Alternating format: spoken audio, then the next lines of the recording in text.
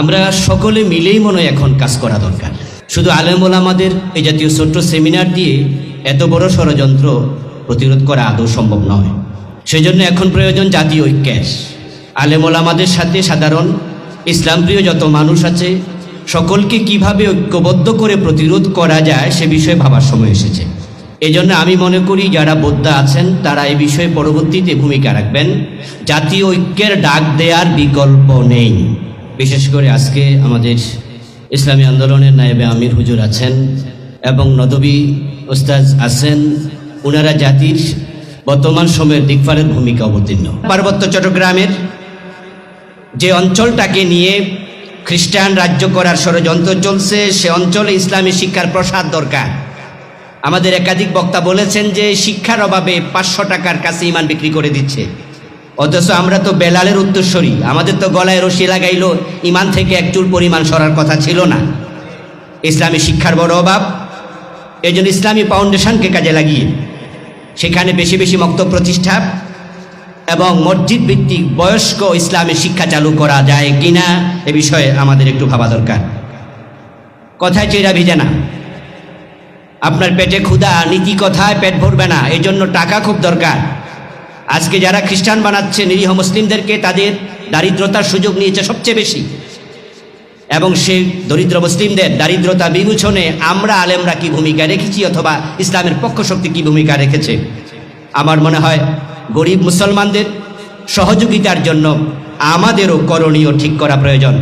কথা অনেক হয়েছে এবং আমরা সকলে এই বিষয়টা সম্যক উপলব্ধি করেছি যে পানি অনেক দূর গড়িয়ে গেছে।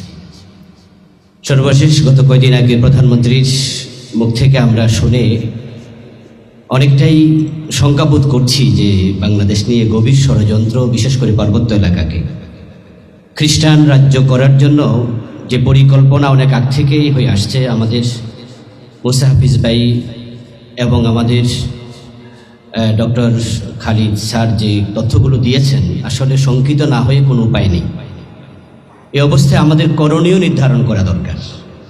কারণ যদি আমরা এখনো চুপ থাকি তাহলে হতে পারে আমাদের জীবদ্দশায় হয়তো আমরা ভিন্ন একটি রাষ্ট্র দেখেও ফেলতে পারি। আল্লাহ আমাদের হেফাজত করুক। এই জন্য আমাদের এক হয়ে যাওয়া দরকার। এ বিষয়ে আমার কয়েকটি ছোট্ট পরামর্শ।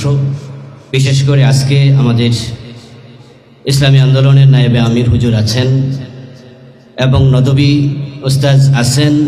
ওনারা জাতির বর্তমান সময়ের দিকফারের ভূমিকা অবতীর্ণ।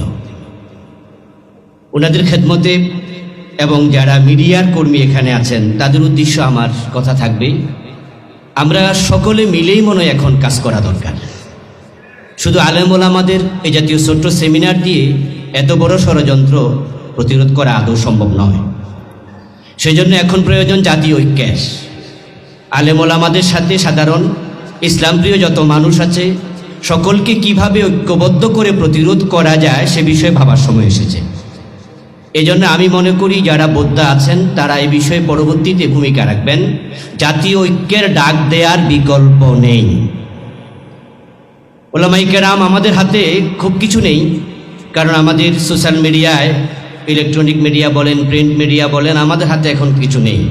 তবে আমাদের হাতে বাংলাদেশের 3.5 লাখ মসজিদে জুমার মিম্বার আছে এবং সেদিন কিন্তু বাংলাদেশের মোটামুটি বলা চলে 8 থেকে 9 কোটি মুসলমান কিন্তু আমাদের সামনে থাকে জুমার 1 ঘন্টায়। এই জন্য আমার মনে হয় এই বড় ষড়যন্ত্রের বিরুদ্ধে জুমার মিম্বার থেকে জাতিকে জাগিয়ে তোলা দরকার এবং আমরা কথা বলতে পারি ইচ্ছা করলে 5 মিনিট হলেও। এরপরে সোশ্যাল মিডিয়া যথাযথ ব্যবহার করা দরকার। আমাদের হাতে এখন ফেসবুক আছে, এক একটা মিডিয়া। আগে আমরা টেলিভিশনের দিকে তাকিয়ে থাকতাম সংবাদ দেখার জন্য, আর এখন টেলিভিশন সাংবাদিকরা তাকিয়ে থাকে ফেসবুক দেখার জন্য। তা আমার মনে হয় আমরা জাতির এই দুর্দিনে খ্রিস্টান রাজ্য গড়ার ষড়যন্ত্রের বিরুদ্ধে ফেসবুককে এক একটা মিডিয়া বানিয়ে ফেলতে পারি এবং আমরা প্রত্যেকের সামর্থ্যের আলোকে কিছুটা হলেও লিখতে চাই। 3 নম্বর প্রস্তাবনা, পার্বত্য চট্টগ্রামের যে অঞ্চলটাকে নিয়ে খ্রিস্টান রাজ্য করার ষড়যন্ত্র চলছে সে অঞ্চলে ইসলামী শিক্ষার প্রসার দরকার। আমাদের একাধিক বক্তা বলেছেন যে শিক্ষার অভাবে 500 টাকার কাছে ইমান বিক্রি করে দিচ্ছে, অথচ আমরা তো বেলালের উত্তরসূরি, আমাদের তো গলায় রশি লাগাইলো ইমান থেকে এক চুল পরিমাণ সরার কথা ছিল না। ইসলামী শিক্ষার বড় অভাব, এই জন্য ইসলামী ফাউন্ডেশনকে কাজে লাগিয়ে সেখানে বেশি বেশি মক্তব প্রতিষ্ঠা এবং মসজিদ ভিত্তিক বয়স্ক ইসলামী শিক্ষা চালু করা যায় কিনা এ বিষয়ে আমাদের একটু ভাবা দরকার। কথায় চেরা ভিজে না, আপনার পেটে ক্ষুধা, নীতি কথায় পেট ভরবে না, এই জন্য টাকা খুব দরকার। আজকে যারা খ্রিস্টান বানাচ্ছে নিরীহ মুসলিমদেরকে, তাদের দারিদ্রতার সুযোগ নিয়েছে সবচেয়ে বেশি, এবং সেই দরিদ্র মুসলিমদের দারিদ্রতা বিমোচনে আমরা আলেমরা কি ভূমিকা রেখেছি অথবা ইসলামের পক্ষশক্তি কি ভূমিকা রেখেছে। আমার মনে হয় গরিব মুসলমানদের সহযোগিতার জন্য আমাদেরও করণীয় ঠিক করা প্রয়োজন। পরিশেষে বলবো, যেহেতু মাননীয় প্রধানমন্ত্রী বিষয়টি বলেছেন, বিষয়টিকে ছোট্ট করে দেখার সুযোগ আর নেই। যদি আমরা চাই আমাদের দেশের সার্বভৌমত্ব ঠিক থাকুক, স্বাধীনতা অটুট থাকুক এবং মুসলিমের সাম্রাজ্য ইসলামী নামেই পরিচিত থাকুক, আলাদা খ্রিস্টান রাষ্ট্র তৈরি না হোক, তাহলে এ বিষয়ে সবচেয়ে বেশি ভূমিকা প্রশাসনকে রাখা উচিত। এজন্য আমি বলবো, মাননীয় প্রধানমন্ত্রীর ঘোষণার আলোকে খুব সময় নষ্ট না করে অনতি বিলম্বে আমাদের ডিএসবি, এনএসআই সহ যত আমাদের মিডিয়া আছে, সেল আছে, গোয়েন্দা বিভাগ আছে, সকলকে ভূমিকা রেখে এর পিছনে কারা কাজ করছে, বিশেষ করে খ্রিস্টান এনজিওগুলোর ব্যাপারে সবচেয়ে শক্ত ভূমিকা প্রশাসনকে রাখার আহ্বান রাখে আমি শেষ করছি। আসসালামু আলাইকুম ওয়া রাহমাতুল্লাহ।